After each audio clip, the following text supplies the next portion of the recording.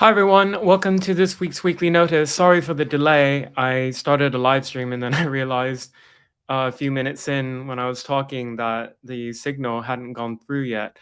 My sincere apologies. Thanks for your patience.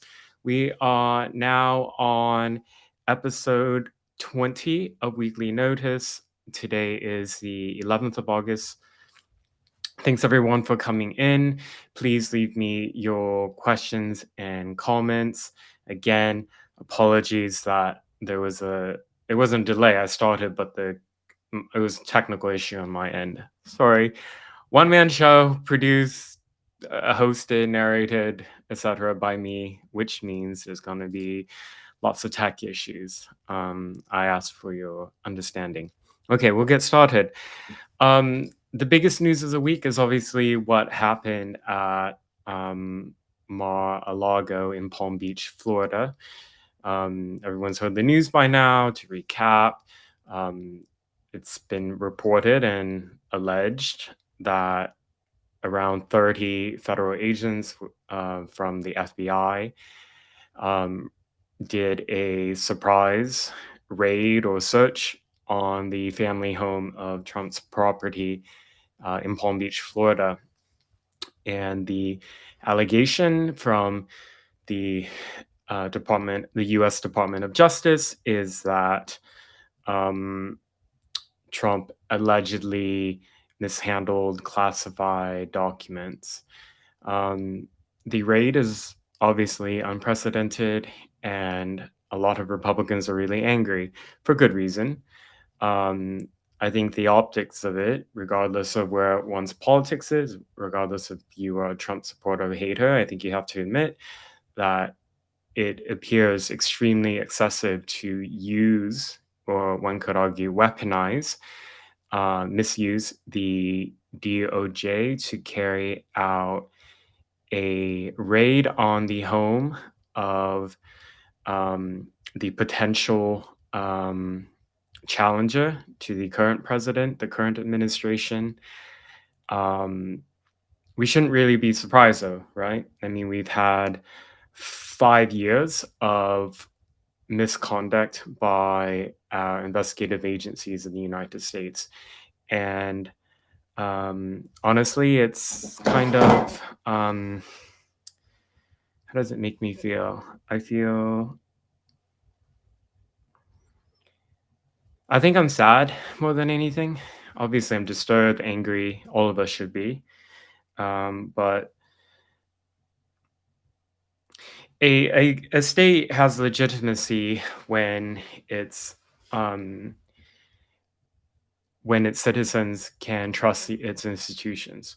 So, um, if any of you come from an immigrant background, um, much of the world lives in despotic states where there is no rule of law, where there's absolutely no trust in any of the state institutions because it's systematically corrupt. It's run either by a dictator or despots or oligarchs. And it's a really unique thing we have, particularly in Western liberal democracies or countries that have adopted Western style liberal democracies like South Korea or Japan, where you can have faith generally in, let's say, law enforcement or the judicial system to not just make sure that your civil rights are protected, but that you will be given a fair and legal process. And I think um, what's happened in the past 5 years. Obviously, there are many instances before that, but just speaking as in my adulthood, after being politically aware in covering news, um, we have the weaponization of law enforcement agencies to go after not just citizens, but also those that uh, those in the deep state or those currently in power feel threatened by. Um, and about 2 weeks ago, I went on GB News in London to speak with Nigel Farage, and I shared some sentiments similar to what I just said now. I wanted to play the video for you all. Certainly, I'm not the only one who, many other commentators have made this observation, but I'm just going to play the video.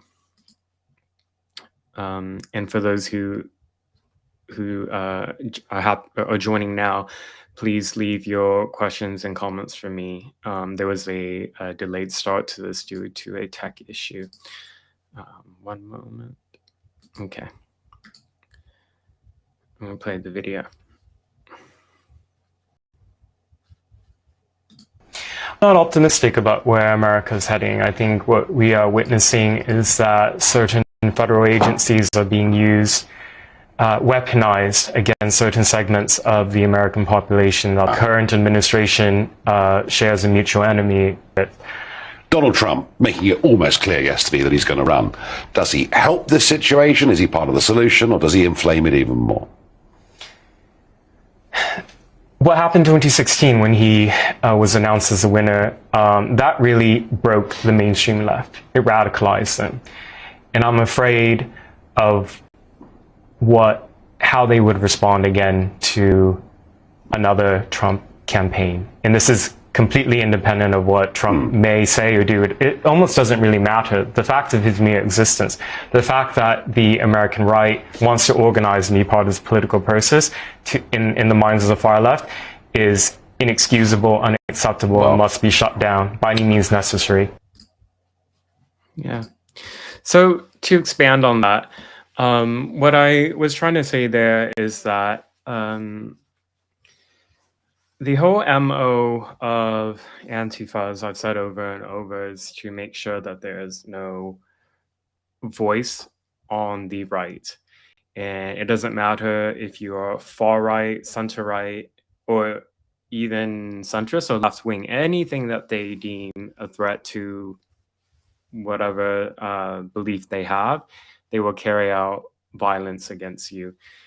And the reason why a relatively small number of violent extremists and Antifa have been able to create such havoc and fear and chaos in many American cities is because they're given the okay from the left-wing establishment to do it, because people like Trump supporters, dissident journalists like myself, anybody who dares to challenge left-wing orthodoxy, share a mutual enemy with Antifa. So in certain jurisdictions, they are allowed to carry out violence and intimidation almost with impunity. And so what I was saying there in the interview is that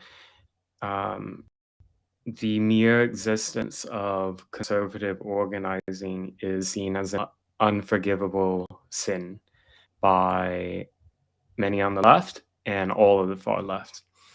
And so it doesn't matter what Trump says or does. The fact that he remains a political force in the United States is seen as something that cannot be tolerated. Some of this extreme militant intolerance comes from certain philosophers that are really important to left-wing ideology today. I'm talking about Herbert Marcuse, who's an academic originally from Germany, who's part of the Frankfurt School. I write about this a little bit in my book. Obviously, there are people like James Lindsay and others who dive much more deeply into the origins of critical theory, kind of like what are the foundational roots of critical race theory, critical gender theory, critical queer theory, all of these things, these disciplines in academia that kind of form the ideological bedrock of these militant left-wing movements today. You can trace it back. It's not that old, actually. It's all 20th century stuff. Anyways, that's all I'm going to say about what happened at Mar-a-Lago, and I'm going to continue on with the live stream. So you guys probably heard about what happened in Vegas last week, right? Like there was a let me. I'm debating if I should pull up the video because it's actually really graphic. But so on the 3rd of August in Las Vegas, a smoke shop that's run by a young Vietnamese American man named Johnny Nguyen. It was 3 masked people had gone into the business. And yeah, so this is a screenshot from the video. You've probably seen it. It went viral. Millions of people have seen it. Um, 2 people went inside. A third person held the door open from the outside. But there were 3 involved in this robbery. One of them steals a tip jar and some merchandise and takes off running. One of them, who's dressed head to toe in black with his face covered, jumps over the counter. And then Johnny Wing proceeds to stab him repeatedly, 7 times from my count in the video. I'm not going to play it because it's very graphic, but you guys have probably seen it. Anyways, I did a report for Daily Wire where I interviewed Johnny. Headline is Vegas smoke shop owner recounts how masked robber he stabbed begged for his life. This is one of the few interviews that Johnny did with the press. And please, let's see. Yeah, I'm not going to play the video. Johnny Wing spoke with me and come from Vietnamese. Both our parents are immigrants from Vietnam, so we had that kind of connection. It's a good interview. Talked about what happened before, during, and after. In the video, he was really calm, if you remember. But he told me he was actually really scared, and he had already had a knife at the desk that a pocket knife that he put by the cash register because the business had already been robbed twice. And I also interviewed a witness who works in a eatery nearby in the same plaza who saw the suspects running out, and she was the one who recorded the video of the suspect who was stabbed being wheeled into the ambulance. I think Johnny, there's currently a GoFundMe that's been set up for him for any potential legal fees that he may incur. The latest news I heard since I did the interview and since this report came out on Daily Wire is that 3 suspects have been arrested. They are reportedly all under the age of 18, so their names are not released by the Las Vegas authorities. I'll read you one quote from Johnny. So he's originally from Florida, and his family is still back in Miami. They're really worried for him. And this is a quote from Johnny. They told me I should sell the shop, go apply for med school, and become a doctor. Wing chuckled. Very Asian. Yeah, so if there are any people of East Asian background who are watching this live stream, you can probably kind of understand that mentality. A lot of our parents place a really big emphasis on education and entrepreneurship and discipline. These are great cultural values, and I believe that this is why where East Asians have settled as immigrants, they perform much better than other demographic groups, including the native demographic, in terms of income and education, attainment, etc. This has always kind of been the thorn in the side of critical race theorists and the left because they broadly argue inaccurately that people of color are oppressed either in America, Canada, Australia, or Britain, and whatever country in the West, because they are non-white. But the data doesn't bear that out. You just can't say that. And so And as we have learned from the various lawsuits that are ongoing against some of these Ivy League academic institutions in the US, is that because they have affirmative action, they actually end up discriminating against applicant students, prospective students who are of East Asian background, because if it was just merit-based admittance, these students would be overrepresented, which is a problem for them in those institutions. Okay.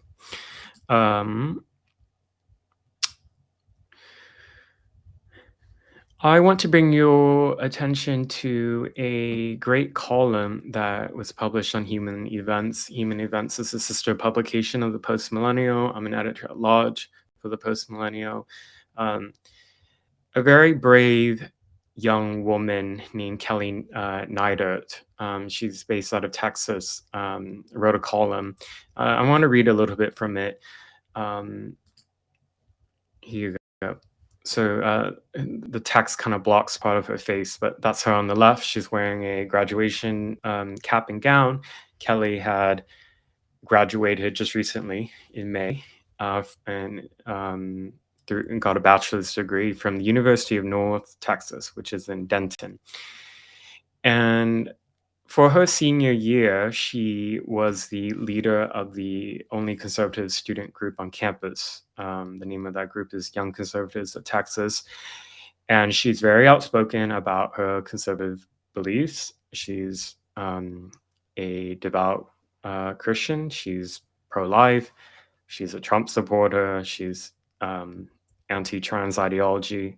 All the things that are viewed as sacred values to the militant left and the mainstream left.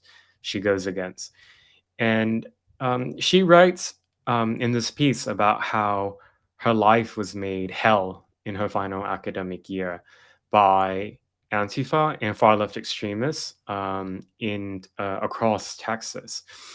And I think the piece it's important as a column because there's a certain perception that is incorrect within in America that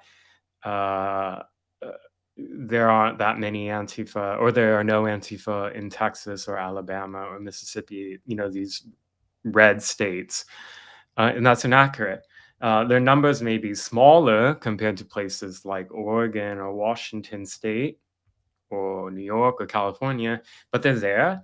They're very active and they organize in clusters. So in the North Texas area, they're very active, and it's a misconception to think that they don't organize in large numbers in there and don't have the potential to be extremely disruptive and or violent or dangerous.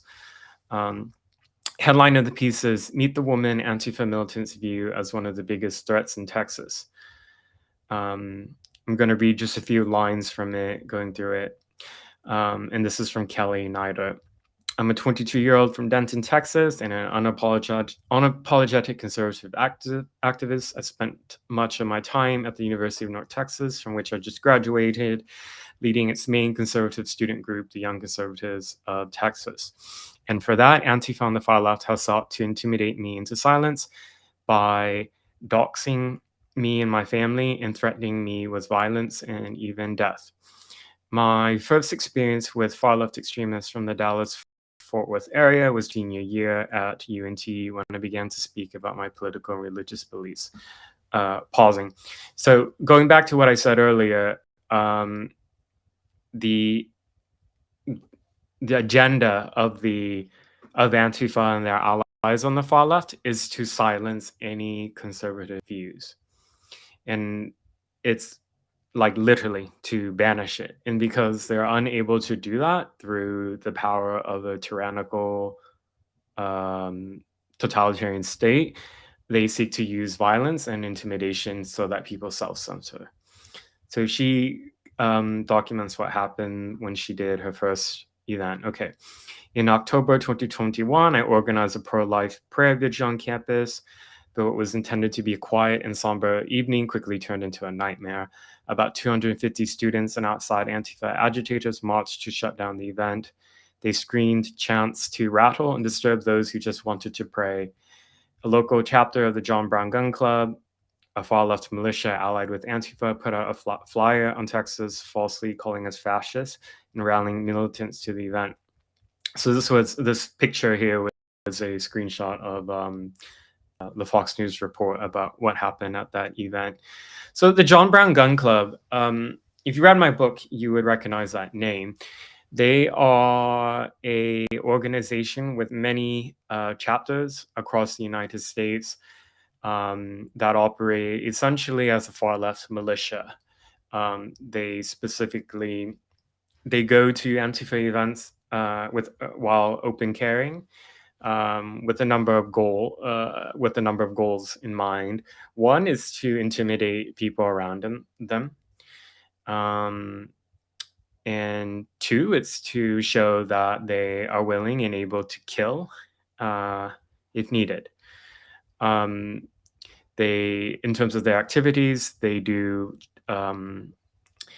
things that actually any gun club would do, right? Like they shoot together, they teach each other how to use weapons, and you could argue that they're a big Second Amendment group, but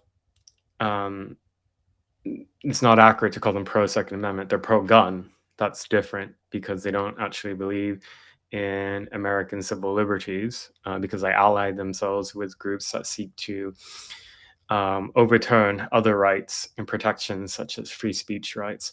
In 2019, a member of the John Brown Gun Club in Washington State, unfortunately, I had seen him before while covering another Antifa event. He carried out a terror attack on a federal building, on the ICE building in Tacoma, Washington, and got himself killed in the process. He came with a ghost gun, a rifle, an unregistered rifle, and he had firebombs. And it was alleged from the investigators or the law enforcement who responded that he threw firebombs at this 500-gallon propane tank that was attached to the building, and he was shot dead when he pointed his rifle at law enforcement. So that's Willem van Sponsen, that's his name.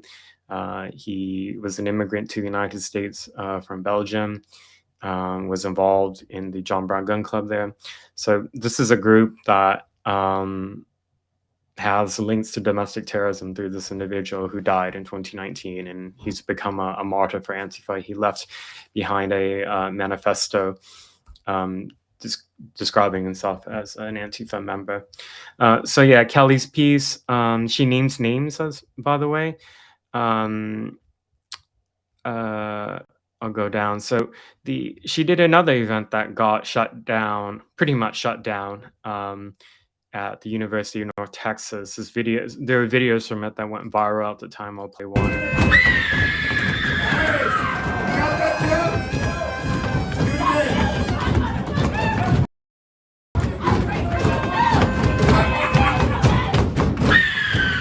This is what leftist politics looks like. This is what leftist politics looks like. You grab my camera? She.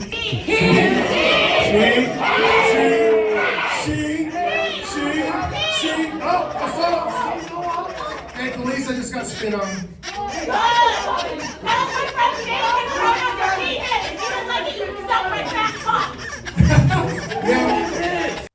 Yeah, so there are a number of videos from that event that Kelly Nider organized. That man has a child that is trans, and he was talking about his experience with that, dealing with that.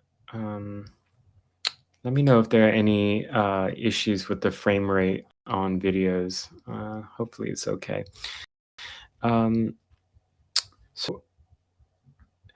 Okay, and in Kelly's column, what is important is that she names names and unmasks people. And one of them is this man here named Christopher Guillot.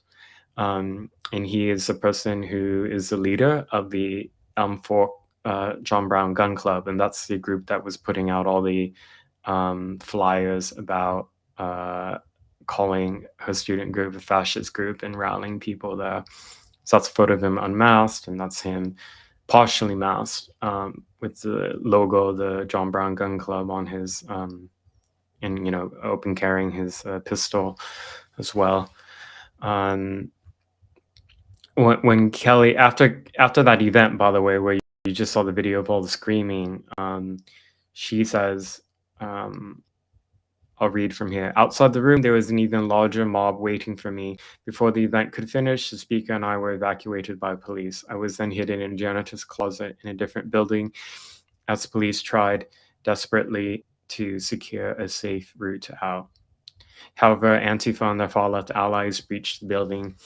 I heard them shouting my name. It was surreal. They even tried opening the locked closet I was in. I feared for my life. Going down, one of the other people that threatened her ran this account, Philosophic.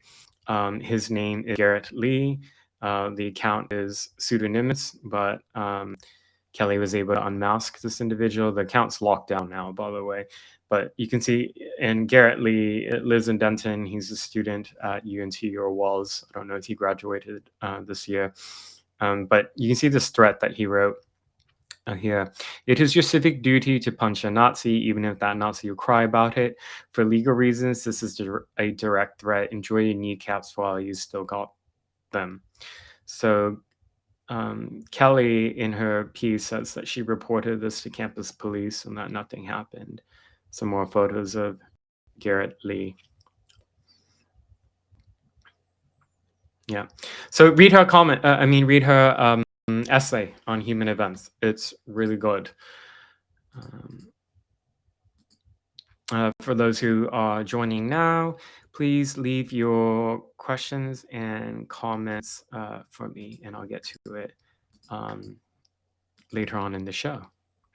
I'll go a little bit later today, by the way, because there was a late start. Okay.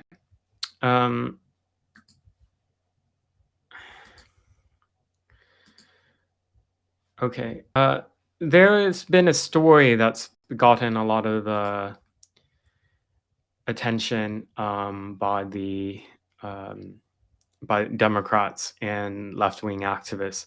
So, and it even got the attention of Kamala Harris and President Biden and every top Democrat you can think of. So, in November of last year, and then in the last few weeks, there's been a total of four Muslim men in Albuquerque, New Mexico, who were murdered. President Biden weighed in, and this was on the 7th of August. He wrote, I am angered and saddened by the horrific killings of four Muslim men in Albuquerque. While we await a full investigation, my prayers are with the victim's family. My administration stands strongly with the Muslim community. These hateful attacks have no place in America. Well, there was no evidence even at the time that he wrote this tweet that any of the murders were motivated by bias or hate. And all of them snuck in some variation of that. And Biden's statement was actually quite mild compared to others, because most people quickly blamed, they said, white supremacy, neo-Nazis, and the far right. Well, what we learned, and I tweeted this to Biden, is that police in New Mexico made an arrest. There's a suspect now who's been charged, and it's not a far-right white supremacist neo-Nazi. In fact, it is a Sunni Muslim migrant from Afghanistan named Mohammed Saeed. And police are still investigating, but they did say at the press conference that they believe that this was some type of interpersonal disputes. We'll learn more. And this is from Reuters. Afghan Muslim arrested for killings that shook New Mexico's Islamic community. This is a picture of him.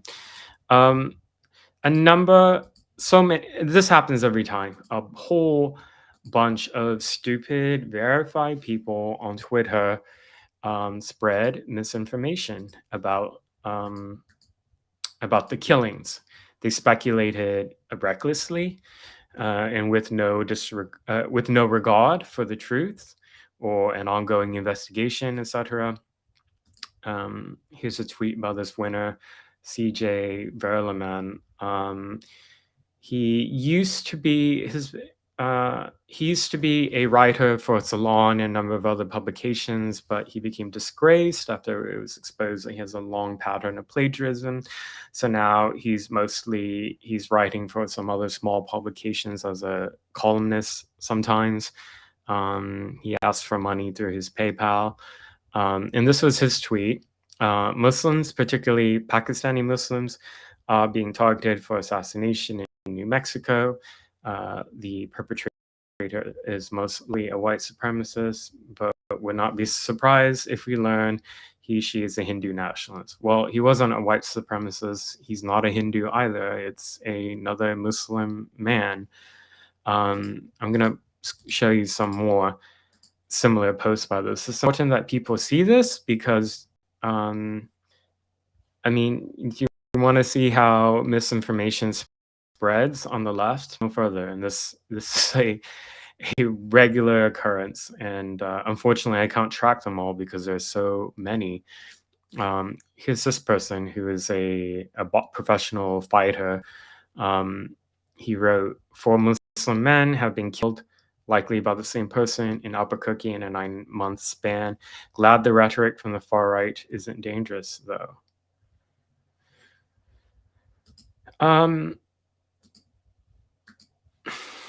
What do I say?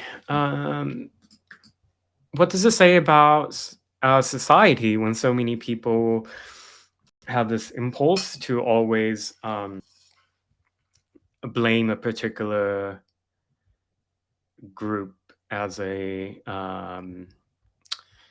boogeyman?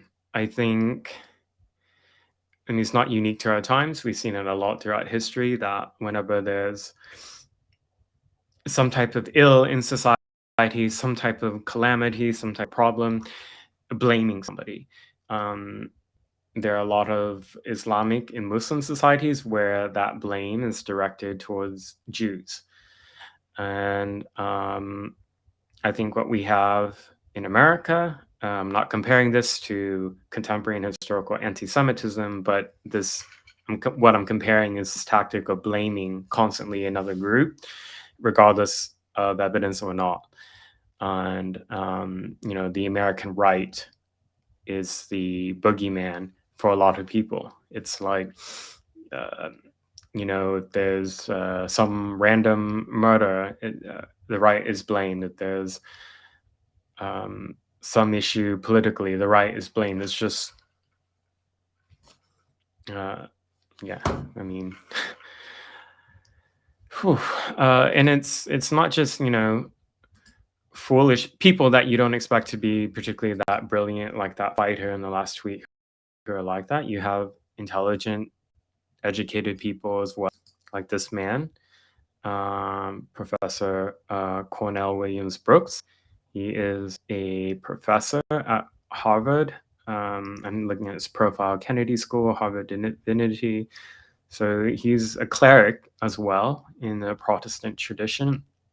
And he wrote, the apparent targeting, ambushing, and killing of 4 Muslim men is yet another reminder of deadly Islamophobia. And he wasn't the only academic to state this. There's this individual, this Indian academic who teaches in Sweden. He is a scholar of peace and conflict, so he's supposed to be an expert on extremism and political conflict. And this is what he wrote, Ashok Swain. Police say 3 Muslim men in New Mexico's largest city, Albuquerque, killed in the past 9 months were likely linked, and they appear to have been targeted for their religion and race. The West is doing immense harm by downplaying the threats of far-right terrorism. Now, that is a myth, the West downplaying threats of far-right terrorism. Let's just start in, let's say, Western Europe. In places like Germany, for example, I think this is also the case in Austria. If you express open support for neo-Nazi beliefs, groups, anything like that, that's illegal, and you can and will be prosecuted. In places, in the UK, for example,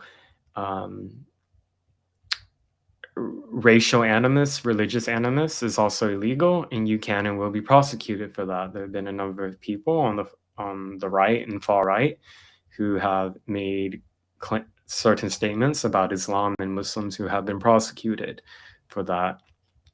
In the United States, we have our investigative agencies talking about how the biggest threat of terrorism in the United States comes from white supremacists and neo-Nazis. But if you look at the top 10 most wanted currently, by the way, most of them are leftist extremists, actually. They're either communist revolutionaries from the past, black nationalists, violent extremists, eco-terrorists as well. I think 7 out of the 10 are of left-wing ideologies, of the top 10 FBI's most wanted. So, no, the threat of the far right is not downplayed in the US. You have investigative agencies, you have big tech, you have journalism, all of that investigating all of these, to the point where there's so much investigation of it, let's say in the journalism area, that they have to expand the definition of what is far right to include the mainstream right, because there just isn't enough far right to go around. Okay. And continuing with far right and the mainstreaming of it, do you all remember the teacher in Sacramento who's exposed by Project Veritas as being an Antifa member and talking about how he uses psychological abuse to turn his students into communist revolutionaries, and that he gives them extra credit if they go to direct actions? So he was exposed by all of this. That's this guy, Gabriel Gipe. There, date to the story from late last year. So the school district in Sacramento it's been revealed that they paid him $190,000 for him to resign. So that is the update on this man, by the way. Any of these pictures you can see there's a big Antifa flag. That's the flag of a violent extremist group. He idolized Mao and other communist tyrants, mass murderers of the 20th century. That communist comrade sure is financially doing well, though.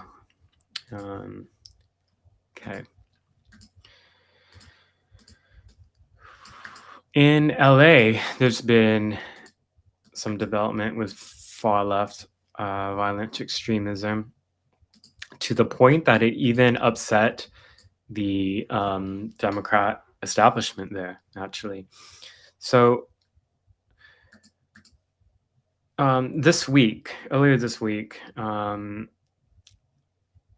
Los Angeles City Council met for a second time to vote on a law banning homeless encampments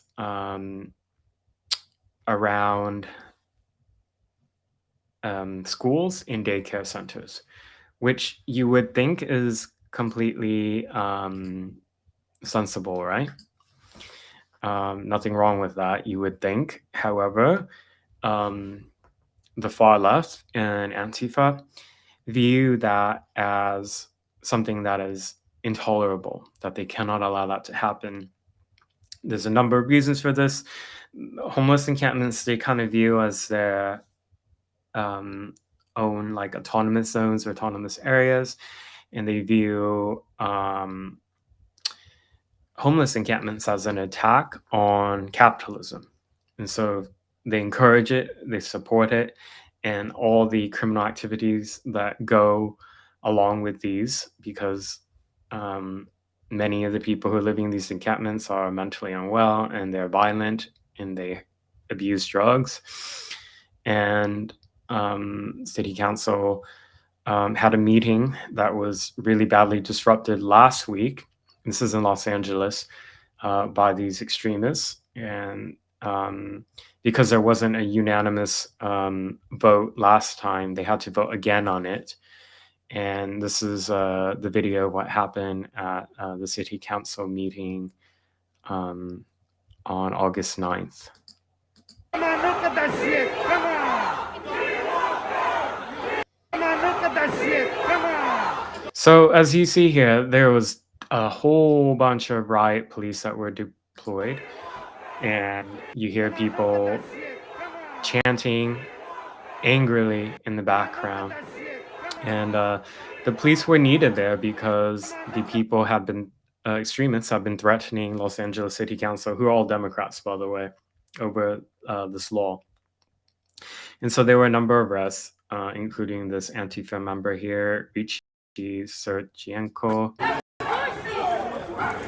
let him go. That's fucking bullshit. Let him go. No, let him go. Let him go. Let him go. Let him go. Let him go. Let him go. Yo, you don't have to do all that. Calm down. Yeah, this is a picture of him, Richie Sergienko, in this Antifa shirt. And there was another arrest here. This person tried to charge at the city council president and was arrested. This person's a trans activist. There's immediately a lot of money raised for the people, the two, by the way, who LAPD responded to. And then this is a city council member, Paul Koritz. So he talked about the band of anarchists that have been threatening city council. Band of anarchists is another description for Antifa, by the way. So I'm going to play you what he said. And he's a Democrat, by the way. They were all Democrats. Driving 2 blocks to drive into a parking lot to drop their kids off to school, or driving even a block just for their safety. That's not a circumstance we should be in, and we have to take some action. This is the right thing to do. And just because Kenneth Mejia and his band of anarchists tried to break up 2 different meetings, we're not going to stand for it, and we're going to take the action that we need to take. Yeah, and this video is from the LA City Council President Nuri Martinez, and she compares what happened that day and what's been happening to the 6th of January. And this comparison has really angered the left because they're unable to see when a mirror is held up to their actions of threatening lawmakers and trying to charge at them to injure them or to kill them potentially. These are her comments that have really angered Antifa in LA. I've been here for a number of years. I don't think it's ever witnessed anything like this. You know, some people that spoke earlier today were offended by the fact that we compared what happened last week to what occurred in our nation's capital on January 6th. But arguably, this is one step closer to that. Jumping over a barrier and putting other people's lives at risk, that cannot be the norm around here. And we cannot legislate in fear. I certainly will not do that. But we cannot tolerate this kind of behavior and continue to disregard decorum here in our council chambers and our safety. So with that, members of the public, I just want to apologize to everyone who unfortunately had to witness what just happened a couple of minutes ago. Members, thank you for coming back to continue our meeting and continue to govern on behalf of the residents. We've been here for a number of years. I don't think... Yeah, okay. Yeah, so I guess better late than never. The Democrat leadership in LA are speaking out. It's too bad that they only are speaking out after they've been personally targeted. When normal citizens were targeted in LA by Antifa, they were quiet. I mean, Antifa in Los Angeles, that's one of the other West Coast cities where they've done a lot of violent extremism, from the Wii Spa to stabbing somebody and lacerating his heart outside City Hall last year, to during the riot over Roe v. Wade being struck down in LA. It was there during the Antifa riot that a person was charged with attempted murder after he allegedly used a makeshift flamethrower on an officer's face. So, yeah. By the way, they voted again on it, and they had a majority vote regarding banning homeless encampments around schools and daycare centers and some other places, and so the law has passed. Now, I don't know when it goes into effect, but yeah, the far left in LA furious about it.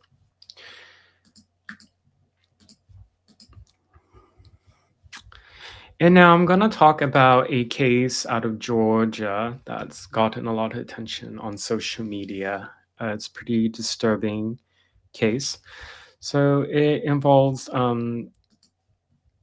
two gay men, married gay men in Walton County, Georgia. They are arrested on suspicion of sexually abusing their two adopted sons who are quite young, and authorities, detectives say that they had allegedly filmed some of this abuse. The men became the target of the investigation by the sheriff's department in Walton County, Georgia, after a bust on another child porn related suspect, and one of these men's names was dropped allegedly. And so I looked into the backgrounds of these two. The man on the left is named William Zulock. The man on the right is Zachary Zulock. And well, they are liberal activists. And their social medias were up, so I did screenshots, and some of it's, well, given the accusations, these screenshots are then quite disturbing. They posted some photos of their children. Here's them outside of the Human Rights Campaign in DC. The Human Rights Campaign, you probably, if you live in a big city in the United States, you've probably seen this logo here on cars and maybe like houses or anything. They're the largest LGBTQIA lobbying group in the US. They originally started off as like a LGBTQ organization, but they become, like all of these liberal organizations, captured by critical gender theory. So they talk a lot more about trans ideology stuff now, but before they were very much at the forefront of fighting for gay marriage and other gay rights related things. Here's a picture of the four of them with the two boys who are now in the care of the state, I believe. The two men are still in prison. I don't know, not in prison, they're in jail. I don't know. I think as of yesterday when I checked, I don't think their bail has been set yet. So they're probably just waiting for arraignment. That's if it hasn't happened yet as of today. Here's a picture of the two suspects.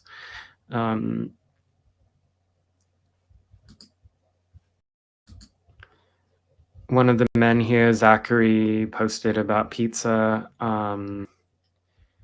There's some speculation that maybe this was a dog whistle for something else. it's my understanding that I read in reporting that pedophiles will use certain code words to refer to different things to try to evade law enforcement detection.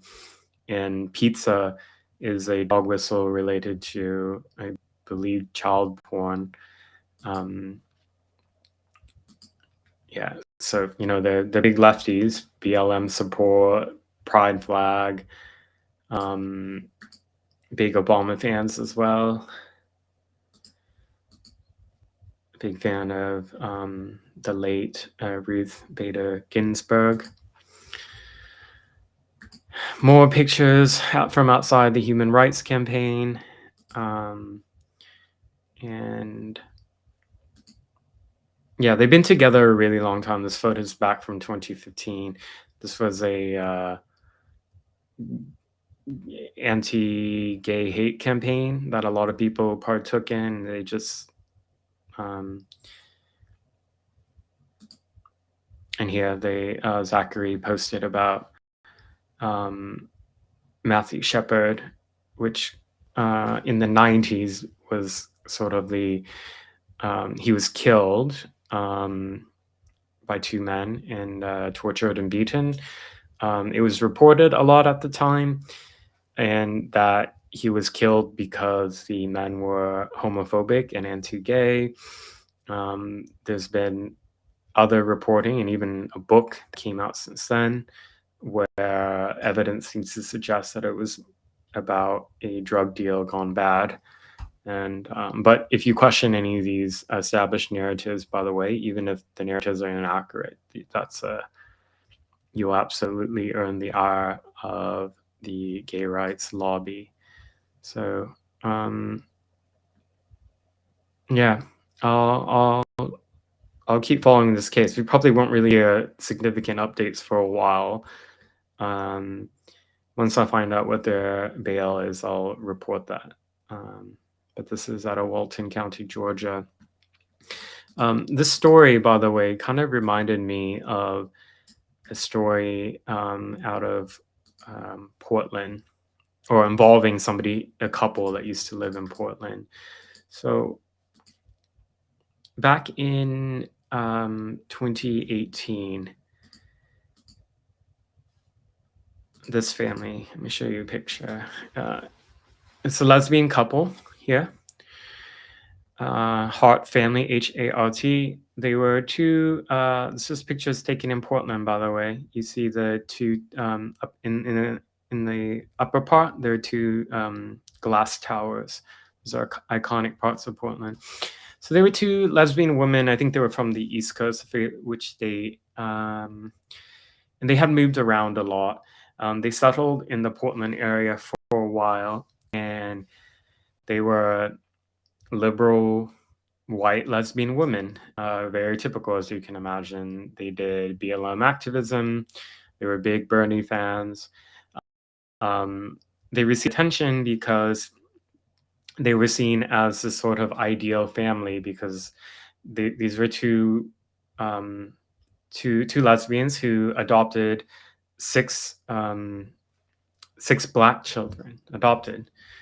And one can only imagine how, to adopt one child it's a big thing, life-changing commitment. To do it 6 times, it's like, wow, like you really want to admire people who adopt any children. In fact, they did it 6 times, and these are children who came from really sad, abused backgrounds. In Texas is where the children were from. And what happened was that in 2018, the two of the children, Devontae Hart here, the boy in the middle with the hat, he had jumped out of their house in Washington State. So this couple had left the Portland area, moved to a rural area in Washington State, and ran to the neighbors to ask them for food. He did it twice. and the neighbors eventually contacted the Child Protective Services to report what was happening. And the Child Protective Services attempted to make contact with these women twice. The first time was unsuccessful, and the second time was the day that the woman had taken all the children in their car and went on the run, kidnapped the children, all of them in this vehicle. And they were missing for a number of days. There was some media attention about it at the time because there was a desperate manhunt because there was significant fear that these children would be harmed. And unfortunately, what ended up happening in the end is that these two women, um, well, drove the car of the entire family off the cliff in Northern California, and everyone died. The body of Devontae Hart, the boy in the middle here, was never found.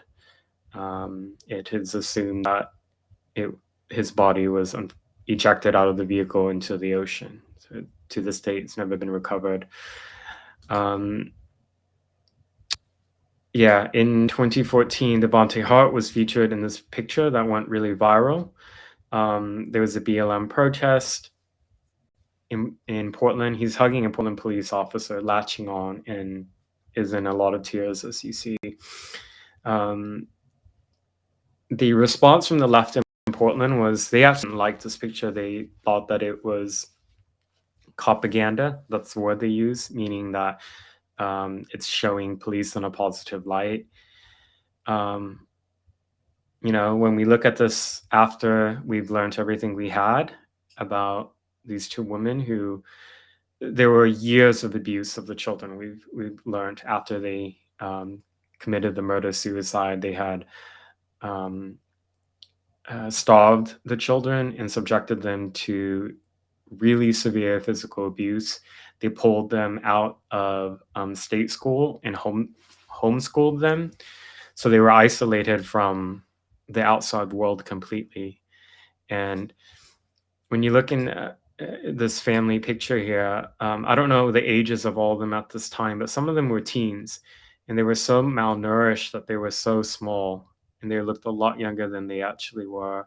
One of the sisters reportedly had all her teeth missing, reportedly from possibly being beaten and losing her teeth that way.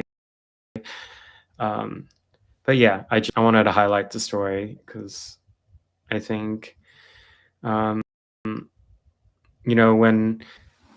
a certain demographic group engages in does something that I can understand the impulse of why you want to celebrate gay couples who, let's say, go through an adoption process and are trying to raise children who are otherwise, let's say, come from abused backgrounds or end up in the foster care system. But there's a certain kind of naivety that happens where it's not just, I'm not just talking about on gay couples. I mean, like, you see this when it comes to Muslims, when it comes to people of color, like anybody that the left tries to elevate, they get really, really uncomfortable when people from this whatever demographic end up doing really horrific things, and then the response is just to turn away and not discuss it because I think it might be stigmatizing to the larger group that these people represent. Obviously, I'm the opposite of doing something like that, and as you can imagine, it's maybe quite unpopular to liberals and the left and the gay community, of course, but the truth is the truth, and most of the time it's uncomfortable. Okay, I'm going to get to some of the questions and comments. Thank you everyone for sending them in. Okay.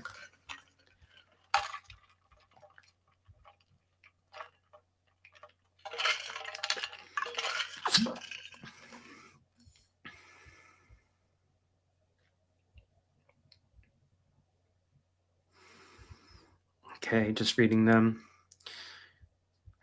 Shelley Murphy wrote, really enjoyed Unmasked. I look forward to your next book. Shelley, thank you so much for your kind comment.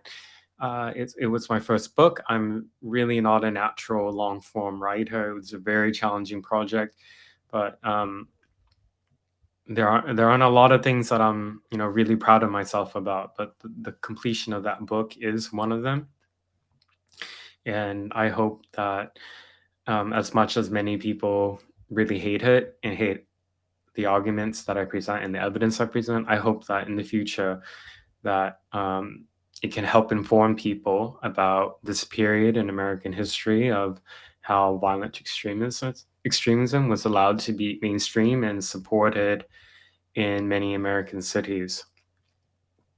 Okay.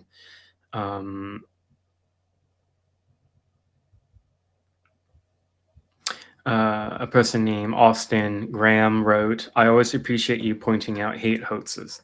Thank you. That's another thing that's made me very unpopular.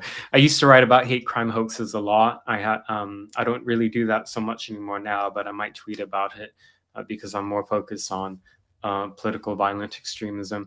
But hate crime hoaxes is a big problem. And no matter how many times it happens in the most familiar ways with all the signs of a hoax, people keep falling for it. I've talked about this before in my previous writings. One of the big giveaways is if it happens in some type of academic setting, like a university, a college, or even a high school. If there's some type of cinematic narrative, if there's a lack of details, and there's kind of just vague claims, all of these things will highlight, usually, almost always, that it's a hoax. And of course, one of the most infamous hoaxes is the Jussie Smollett thing. I mean, from the beginning, I can't believe that you had all these people at the highest levels of the Democrat Party and those who are now part of the current administration just going out and believing. They were so incredulous immediately to Jussie Smollett. Yeah, you had the sub-zero freezing temperatures. You really think that there are white people wearing red MAGA hats walking around with the news? Yeah, it sounds like we don't have to rehash that, but unfortunately, people who are really educated can be very stupid. Fuzzy Walrus wrote, love your Twitter update. Thank you. It's a lot of work to maintain my social media. And, my Twitter is a form of microblogging, and it's actually a lot of work. And I if you go in it, you'll see that I'm very careful with what I curate and the information I present, because I want to give information that's to the point: who, what, when, and why. Screenshots. And this whole live stream, by the way, is completely ad free. And Twitter as a platform is not one where people can monetize through posting, unlike YouTube, let's say, where you create videos to get views, a lot of views, you can make money off of that. So, all of this is I'm able to do it because of people who support me. So, please, if you can, this is my link tree, by the way, linktree/AndyNGO. You can see all my links. And please, if you can support me, please go on my locals or Patreon or Subscribestar. I also have Cash App and Venmo. It's the same username that I use on Twitter and Getter. It's at Mr. Andy NGO. Pick up my book, all these type of things, but particularly through like locals or Patreon or Subscribestar. There, it's how I'm able to do this full time. It's a lot of work, and it's difficult work, and it subjects me to a lot of threats and lawfare, even, and intimidation. But I do it because I care about the truth. And yeah, so okay. Thank you, everyone, for joining me on this week's live stream. I really appreciate you joining. Apologies for the tech issues at the beginning. And thanks for sending me your questions and comments. There weren't actually very many questions this week, which is okay. It means hopefully that I presented the information in a clear way that doesn't leave people confused. Okay. Oh, somebody asked me in the last question. I thought this is good. Peasant Zero, how do people contact you to give news tips? So if you go on my website, andy-ngo.com, and that's the link you'll see also in any of my social media bios, there's a contact form on there, and you can use that to contact me anonymously if you like, to send me some type of news tip. That's very important. Good question. Okay. Thank you so much, everyone, for joining, and I'll see you next Thursday at 7 p.m. Eastern Time. Goodbye.